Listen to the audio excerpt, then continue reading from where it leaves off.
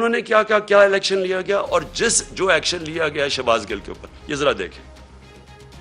General Qamar Javed Bajwa صاحب، آپ نے ہماری اچھی بھلی چلتی حکومت کو رخصت کروایا، ججوں سے زور زبردستی سے فیصلے آپ نے لکھوا کہ ملک توڑنے والے فوجی جرنیل ان کی لاشوں کو پاکستان کے جھنڈوں میں لپیٹ کر ان کو دفنایا گیا۔ رکھو کراچی کے بہن بھائیوں، ایک یا دو افراد ادارہ نہیں ہوا کرتے، ایک یا دو افراد اداروں کی بدنامی کا باعث بنا کرتے ہیں، اور جب وہ ادارے کی آڑ لیتے ہیں تو اس میں پھر ادارے کے اوپر ناقابل تلافی نقصان ہوتا ہے۔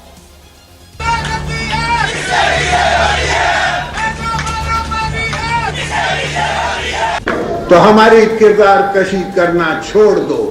اگر ہم نے آپ کی شروع کی تو پتہ نہیں پاکستان بننے سے آج تک کتنے جنرلوں کی شروع ہو جائے گی۔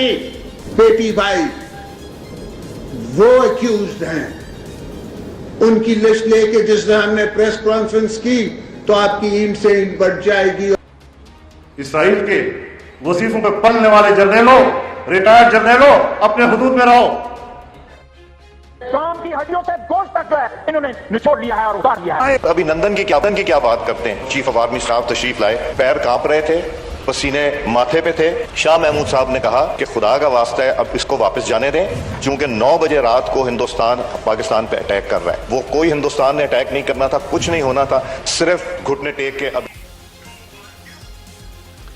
تو میں چاہتا تھا کہ آپ خود یہ سن لیں، اس سے بہت زیادہ کلپس ہمارے پاس ہیں، اور میں اس لیے چاہتا تھا کہ آپ یہ سارے سن لیں کہ ان کے اگینسٹ کیوں کوئی ایکشن نہیں لیا گیا۔ یہ تو کلپس ابھی اویلیبل ہیں، کیا ان کے اوپر، اور ان کے اوپر تو ایکشن پہلے بھی لینا چاہیے۔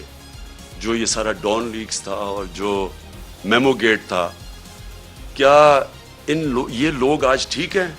اور ہم وہ پارٹی جس نے آج تک صرف اپنا ملک کا سوچا ہے، جس نے اس ساری جو جدوجہد ہماری ہوئی ہے، آپ یقین کریں کہ اگر کوئی بھی، جس طرح ہم نے یہ مشکل وقت سے گزرے ہیں، جو ہمارے اوپر مشکلیں گزری ہیں، میں آج آپ کو کہتا ہوں کہ ہم نے ہر وقت صرف اور صرف پاکستان کا سوچا ہے۔ ہمارے پاس اس وقت اسٹریٹ پاور ہے، ہم سارے پاکستان کو بند کر سکتے ہیں۔ ہمیں صرف کہ ملک کے معاشی حالات آج ایسے ہیں کہ ہمیں اپنے ملک کی فکر کرنی چاہیے، اور اس لیے ہر چیز، مظاہرے بھی کرتے ہیں تو پرامن۔ صرف 25 مئی کو ہمارا پرامن مظاہرہ تھا جب انہوں نے ہمارے پر انتہا کا ظلم کیا۔ آج تک کوئی ایک بتایا کہ ہم نے اپنے ملک میں کوئی توڑ پھوڑ کی، کوئی ہم نے اپنے ملک کو نقصان پہنچانے کی کوشش کی، جبکہ یہ وہ لوگ ہیں جنہوں نے اور جو چیزیں چھوڑے، جو انہوں نے اس ملک کو لوٹ کے باہر پیسہ لے کے گئے ہیں، یہ کیسے محب وطن ہو گئے؟ تو میں آخر میں میں صرف یہ چاہتا ہوں کہ یہ جو کوششیں ہو رہی ہیں سازش کر کے ایک ملک کی سب سے بڑی جماعت کو توڑنے کی، ہمارے لوگوں کو توڑنے کی بھی کوشش کی جا رہی ہے، اور کہ الیکشن میں کسی طرح یہ اتنے کمزور ہو جائیں کہ جب یہ الیکشن ہو، اور الیکشن کی پلاننگ کر رہے ہیں کہ یہ اتنے کمزور ہو جائیں اور پھر نواز شریف آئے وہاں سے انگلینڈ سے، اور اس کے بعد کہیں کہ جی دیکھیں عمران خان کو بھی ڈسکوالیفائی ہو سکتا ہے اور وہ بھی ہو سکتا ہے، ہم دونوں کو ایک ملا دیں، اور اس کے بعد یہ پھر وہی اسی الیکشن کے ذریعے الیکشن کروائیں۔ یہ گیم ہے بیسکلی کہ کسی طرح ہمیں چھوٹا کر کے کٹ ٹو سائز کریں۔ میرا اگلا سوال یہ ہے، جو بھی یہ پلاننگ کر رہے ہیں، کیا یہ پاکستان کے لیے بہتر ہے؟ کیا پاکستان اس میں سے اس دلدل سے نکلائے گا؟ پاکستان کو تو اس وقت سب سے زیادہ ضرورت پولیٹیکل سٹیبلٹی کی ہے، کہ ایک تکڑی گورنمنٹ آئے، سٹیبل گورنمنٹ عوام کی پاور سے، جو پھر اس ملک کو اس دلدل سے نکال سکے۔ کیا اس میں اگر یہ جو پلان بن رہا ہے، کیا اس میں پاکستان میں پولیٹیکل سٹیبلٹی آ جائے گی؟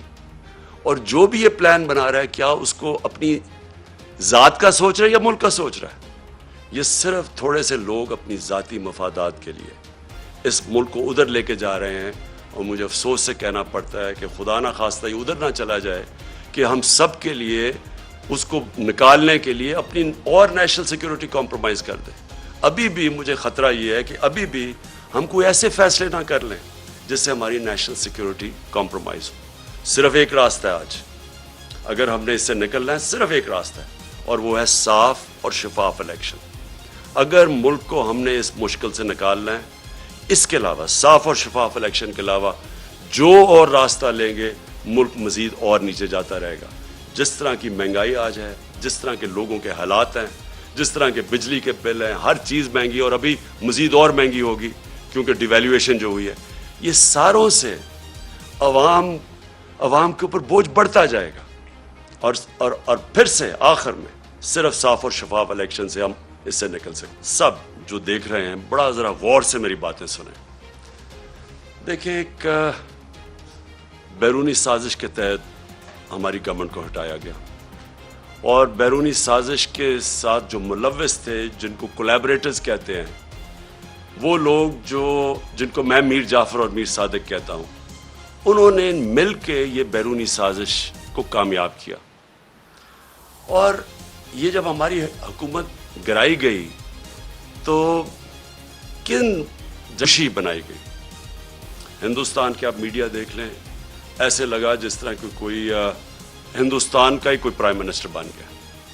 اسرائیل میں بڑی آپ ان کی میڈیا دیکھیں تو وہ بھی خوش ہوئے, اور مغربی میڈیا جو مجھے جانتا ہے, ہندوستان کا میڈیا بھی مجھے جانتا ہے, ان کے اندر بھی ایک رجیم چینج کو کسی نے اٹھایا نہیں, کیونکہ وہاں بڑا برا سمجھا جاتا ہے کہ باہر سے بیٹھ کے کسی ایک جمہوریت کو گرایا جائے.